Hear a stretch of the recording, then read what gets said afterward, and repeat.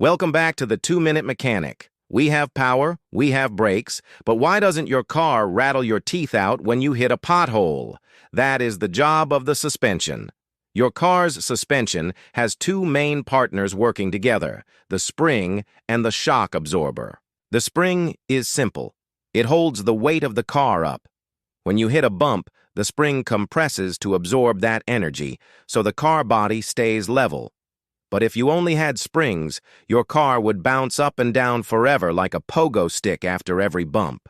That is where the shock absorber comes in. Its job is to stop the bouncing. It uses oil and gas inside a tube to slow down the spring's movement. It forces the wheel to stay firmly on the ground, giving you control. Here is the secret tip to check if your suspension is dangerous. It is called the bounce test. Go to one corner of your car and push down hard on the fender, then let go. If the car bounces up once and stops, your suspension is healthy.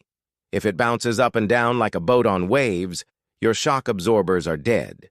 Driving with dead shocks increases your stopping distance significantly because your tires aren't staying glued to the road. We have covered the metal parts, but what about the rubber that actually touches the road? Join me tomorrow for episode 6, Tires.